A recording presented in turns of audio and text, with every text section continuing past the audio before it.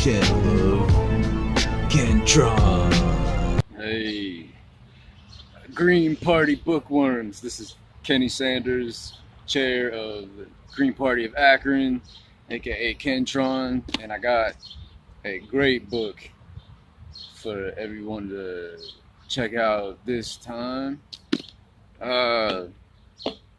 Real quick though, I just want to say I am just so into nihilism. Like all kinds, existential nihilism, romantic nihilism, absurdist memes for nihilist dreams, everything nihilism. Totally into it. Anyway, this book right here, The Water Will Come by Jeff Goodell, was actually a gift. This was a gift to me. This is a 2K17 Christmas gift. It is now July. I am just now wrapping this book up. And my cousin Austin Healy, who I've known as long as I can remember, he gifted me this book. Scientific dude, scientific guy, always talks with me about my interests in climate science and the Green Party. Always open ears, really insightful, always giving me good advice, even though I'm really, just like I'm bad at family, I'm bad at following advice. I could try all I might to take care of my academics first and space out time for the girlfriend later, but I'm just a minute by minute kind of person, and I just day by day my flow is completely unorthodox and unscheduled, and try as I might in as good of a direction as it can be, I do my own thing and I do what works for me. But my cousin is always listening to what I have to say and giving me good feedback. And for Christmas, on Christmas Day, he gave me this book, The Water Will Come by Jeff Goodell. And yeah, on that note too, this book is taking me the longest to read out of anything. This is like my 6th session of reading this book. I usually eat a book up in one, and this is my 6th time sitting down to eat this book. So over the course of the year, this book has been with me in so many places. I've taken it on the bus. I left it in Megan Weird's house for a spell. It was on the bookshelf for a while. Oh, where else? Everywhere I've been this year, this book is basically gone with me, and I'm just now finishing it. And I was talking to my homegirl Elizabeth over at the Mustard Seed, and I was trying to explain to her how many times it's taken me to read this, and she was just saying that maybe it wasn't holding my attention. And I think she's right. And I was trying to figure out what the deal with that is. And the book's written from a first-person perspective, which I think that's what it is. It's normally the books I read are informational, so we're rifling through information for the most part, most of the time. But The Water Will Come is written from a first-person perspective of Jeff Goodell and his travels around the world, speaking with people that are dealing with climate change on the ground. And that's what's kind of cool about it, is instead of getting like a broad or instead of just touching base on all the factors and everything that goes into it, this book really is like a few specific details or places where climate change incidents are occurring and affecting local populations.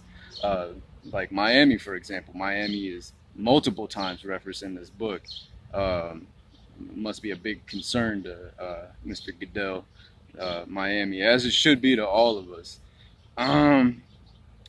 Because we got like 20 more years of Miami left, and that also includes places like New York and London, and we're talking hundreds of millions of people being displaced by the rising sea levels in this book. And what I really liked about it, the start of it, is it talks about how sea levels have risen and fallen throughout, the Earth's 3 billion years of water And it makes the cool point that it's always been the same amount of water on the planet in just different arrangements. And we're at the one that we're at right now. And one of the neatest things that I ever read through my research of the apocalyptic Earth is that human intelligence may be a result of the current water level that we're living in. Supposing that about 10,000 years ago, all of a sudden conditions were just right nice for humans to uh, develop agriculture, and agriculture provided the nutrition that our brains needed to really accelerate and begin to advance our intelligence. And uh, just a really good fact that the sea levels are going to rise and fall no matter what. So it's all a matter of time of how much humans can do before the sea levels are going to just change on us. But of course, what's interesting to note in here is that now we're talking about the human effect on the sea levels, and so we get into that in this book is the human effect on the sea levels, and uh, from the first person perspective, this man travels to a place like Venice and sees what they're doing about their local areas, about like drainage. Um, it's really cool because they go into like a organization there that was tasked with taking care of their shores and everything over there so that they drain properly in case of the sea level rise, and points out how these bad capitalists manage to get into these places with just the coldest of hearts. And there was an incident in Venice where there's bad capitalists in the program made to drain the water there, and they end up taking the money and running and just leaving people in the water, and which is wild. And they said the program's still running, and they supposedly they expelled everybody out of it that was running the money into the water. And that, and it also sheds a light on areas like an island in New York where capitalists come in and they know for a fact that it's sketchy ground to be on, and they develop communities there anyway because it's just cheap real estate. So they get this cheap real estate, build places to live, people move in there, and then they flood. The people that move in there lost all their money, and these capitalists, these real estate capitalists, got all the money and they're out. And apparently that's a big problem with sea rise right now is real estate capitalists taking advantage of people who are maybe a little ignorant to sea level rise and climate change. And it's that's a tough one. Shame on who there, but I would like to add in on that statement too. Puerto Rico recently operating with 90% of their power out after a major hurricane, a climate change induced hurricane. And they're talking about right now, like as far as colonialism goes, there's a lot of real estate capitalists that are really making a profit off of Puerto Rico being completely vulnerable right now. And shame on them. However, they might be digging their own graves there because when you think about it, if Hurricane Maria was yesterday, you can bet that tomorrow there's going to be another one. I honestly think that Puerto Rico either needs to evacuate their island completely because another hurricane is coming, or they need to start developing structures that are built to sustain the blasts of major climate change hurricanes.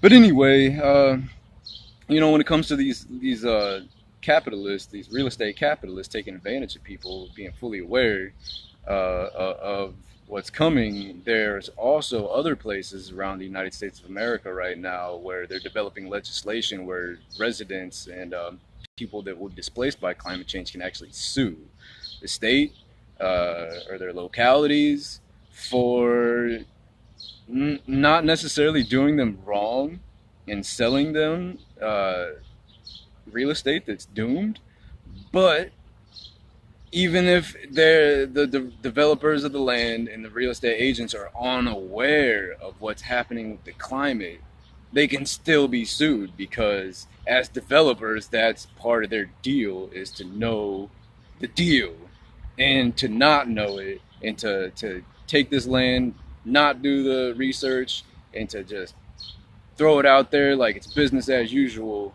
is a criminal offense. It's punishable by the law. So it's an interesting polarity that we're having there in the legal system, as far as real estate and rising seas. Um, but this book's been a good read. There's information in it. It just travels a little slow because it's first person, so you get a lot of quotations and you get a lot of real specific details and everything. But one of the things I thought was just kind of profound was reading about in Nigeria, and some of their ways of dealing with cities that are being affected by climate change. They named two cities in there where the police came in and they just burned the people's land, like homes, down to the ground, like forced everybody out, burnt their homes to the ground, and left them stranded there because the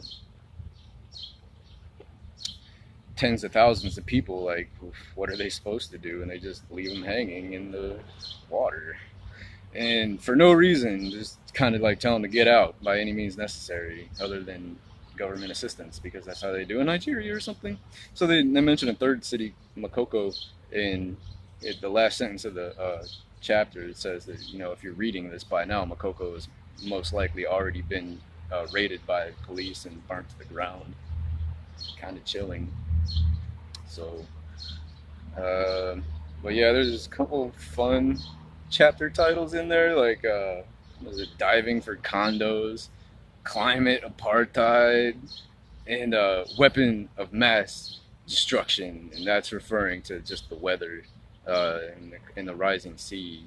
And I thought that part had another profound statement where they talk about the military and about asking the question, is the military very much so affected by climate change? And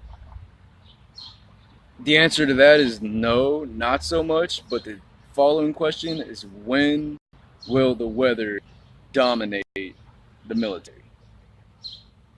And that really hit me in the heart, because working in the Green Party and everything, purposed with the task of world peace and everything military is totally our business. And when it comes to moderating a world peace, or facilitating a world peace, being the facilitators of world peace, the climate dominance over the military is totally our business. So on that note too, the last chapter of this book, they talk about a congregation 10 years ago. They had some of the smartest people ever, like Stanford University hosted some of the smartest people to come together and talk about the climate apocalypse, which, by the way, is my least favorite apocalypse. Fucking climate apocalypse. There's already been like plenty of those on planet Earth. Like, let's do something new.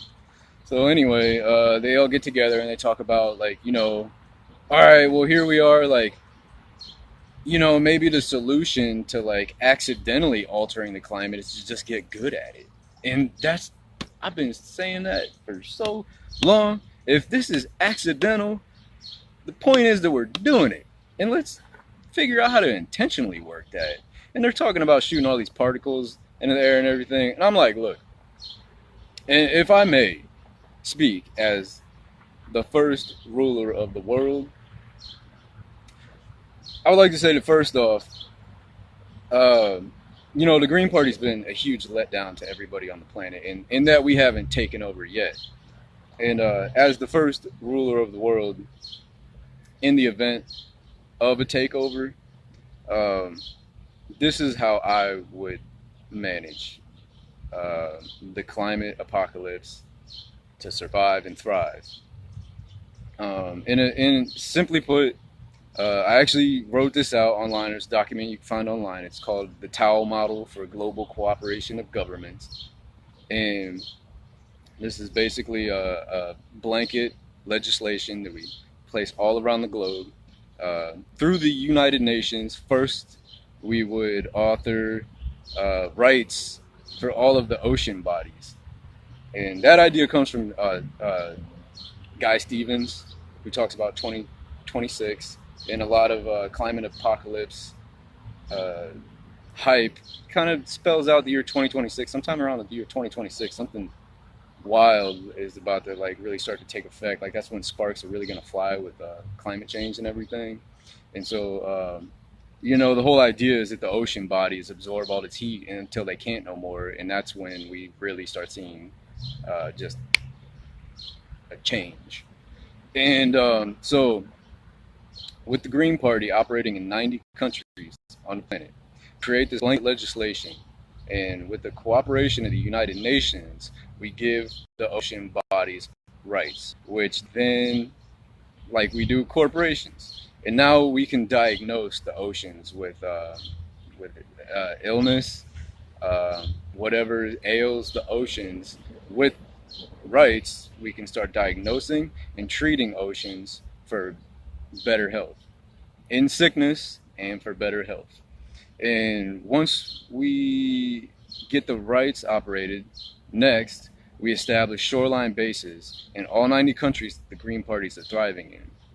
We cooperate with the governments. Third, each of these governments, we cooperate with them. We negotiate a cooperation so that on the shorelines of each of these countries, of the 90 countries that the Green Party operate in, we can start creating our modifications on the oceans to stabilize the entire planet's temperature. And not only stabilize it, but create essentially a thermostat where we can toggle it.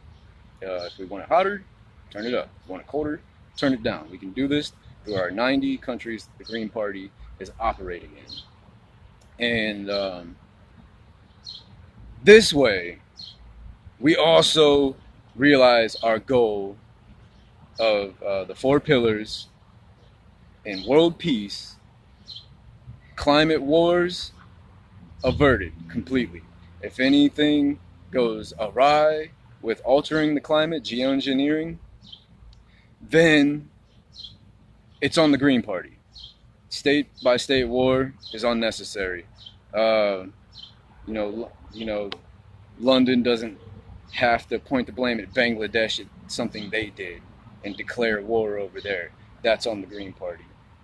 Australia, if they see rising heat to the point where it creates a new color on the geothermal map, that's on the Green Party. There's no declaring war state by state. Take it up with the Green Party. It's our blanket legislation. All countries are allowed to exist and operate as they normally do, as long as we have a blanket legislation, a towel wrapped around our planet to clean off the mess and see our oceans back to health. Then we can, as the Green Party, take full responsibility for the conditions of the ocean and allow the human race to evolve to our greatest potential, to avert this catastrophe, to overcome, like we shall overcome this climate apocalypse. That's my solution. As the first rule of the world yet to take over, I would implement the Tao model for global cooperation of governments. And again, the water will come. Miami, we got about another 20 years of Miami before it's in the ocean. And what do we do then? There's so many questions to ask, and there's so many solutions to draw. But if there's one thing that I know, is that the human mind combined can do anything that we put it to. And if getting good at operating the planet is what we want to do, that's what we're gonna do. But first things first, we need to settle our differences, initiate a world peace, so that we can begin discussing how to make the world our piece of property. And then, we can talk about Mars and everything. And I think that goes hand in hand too. Because the better we get at Earth, the better it's going to be for how we handle our new atmosphere, our new biosphere. If we can do good here, we're going to do good there. So, thanks for watching. Thanks for listening. And you know what I mean. Thanks for family. And I'm thankful for the book and for the knowledge and the wisdom and that everything that comes along with it. All right. I love y'all and have a great day.